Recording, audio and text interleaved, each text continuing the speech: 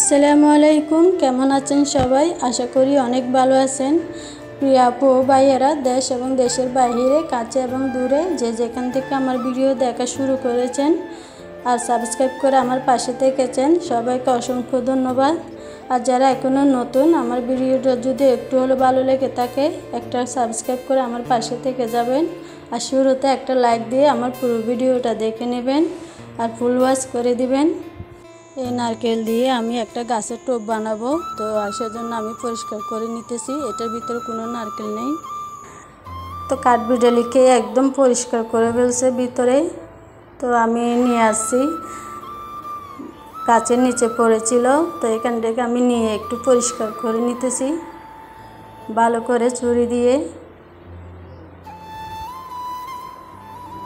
এটা আমি ভালো করে পরিষ্কার করে নিয়েছি একদম শেষে, এখানে কোনো আঁশ নেই। তো এটাতে আমি প্রথমে সাদা রং লাগিয়ে নিয়েছি, তো এখন একটু আলপনা করতেছি। তো কেমন হয়েছে অবশ্যই আপনারা জানাবেন, দেখতে কেমন লাগে এটা। তো এটা কি করব অবশ্যই আপনাদের সাথে শেয়ার করব। তো রংটা একটু শুকিয়ে আসলে আমি আবার একটু রং করে নেব। তো আপনাদের সাথে আরেকটা জিনিস শেয়ার করে নিই। আমার আরেকটা ভিডিওতে দেখিয়েছিলাম এই কলার মোচাটা, তখন ছোট ছিল, মাশাআল্লাহ এখন অনেক বড় হয়ে গেছে। তো এটা থেকে আর কলা বের হবে না, তো আমি ফুলটা কেটে নেব, কলার মোচাটা। তো এটা কেটে আমি আরেকজনকে দিয়ে দেব। মাশাআল্লাহ এখন কলাগুলো একটু বড় হয়ে গেছে। তো আপনাদের সাথে একটু শেয়ার করলাম।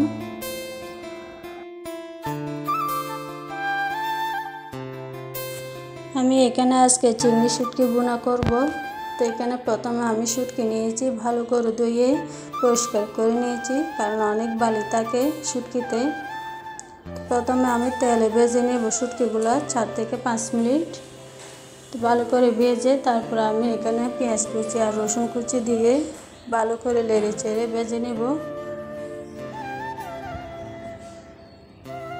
আপনারা চাইলে এখানে কাঁচামরিচ কেটে দিতে পারেন, যারা ঝাল খেতে পছন্দ করেন।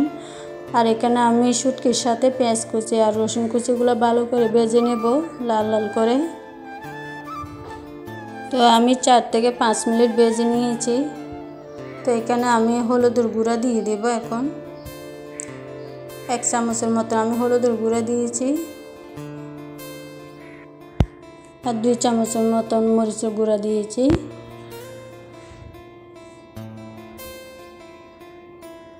তো আমি এখন ভালো করে নেড়ে চেড়ে দেব, যাতে মশলার গন্ধটা বের হয়ে যায়। তো আমি ভালো করে নেড়ে চেড়ে কষিয়ে নেব একটু তেলের মধ্যে। এখানে আমি এখন পানি দিব না।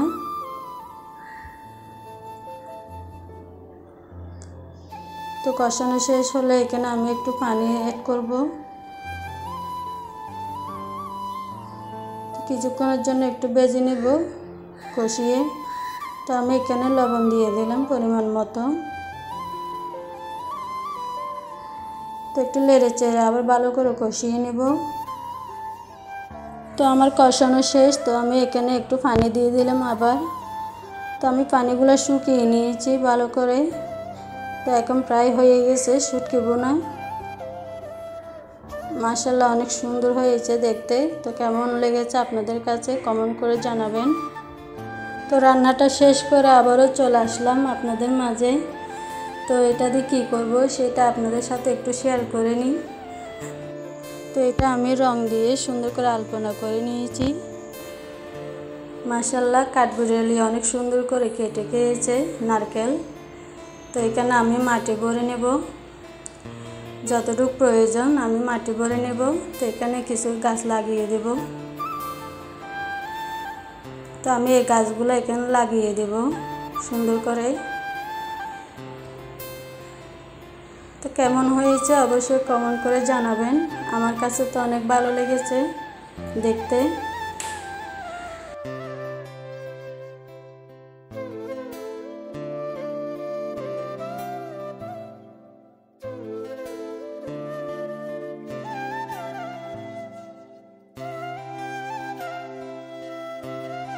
বাকি কাজগুলো সেরে দুপুরের খাবার খেয়ে একটু রেস্ট নিয়েছিলাম।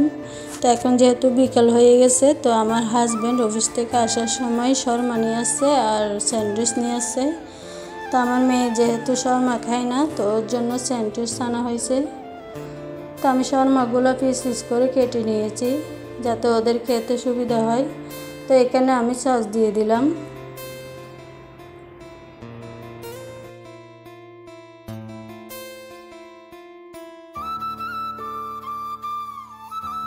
তো নাস্তা খেয়ে চলে আসলাম ছাদের মধ্যে। তো আকাশটা একদম মেঘলা হয়ে আছে। তো কয়েকদিনের বৃষ্টিতে অনেক ভালো লাগতেছিল, ঠান্ডা ঠান্ডা ওয়েদার ছিল। তো এখন বৃষ্টি কমাতে আবার তাপমাত্রাটা বেড়ে গেছে। তো এখন যেহেতু বিকেল, ছাদে অনেক ভালো লাগে ঘুরতে। তখন তো আর রোদ থাকে না, ঠান্ডা ঠান্ডা ওয়েদার, অনেক ভালো লাগে সময় কাটাইতে। তো এখানে আমার মুরগিগুলোকে আমি খাবার দিয়েছি। তো ছাদে এসে আমি ওদের সাথে সময় কাটাই, অনেক ভালো লাগে তখন।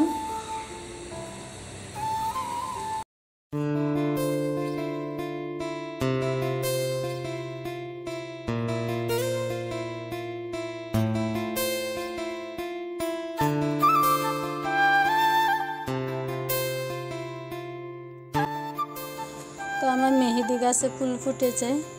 তো কয়েকদিন বৃষ্টিতে অনেকগুলো মেহেদি পাতা ফুটেছে।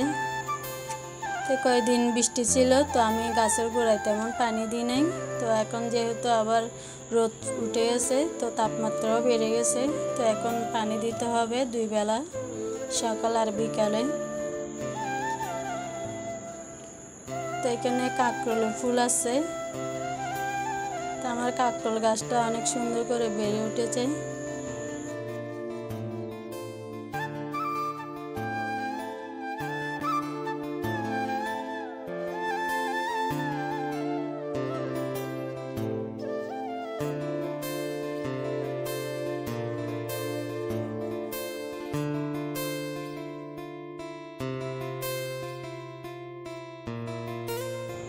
তো এখানে মুরগির বাচ্চা আছে কয়েকটা, মুরগি সহ।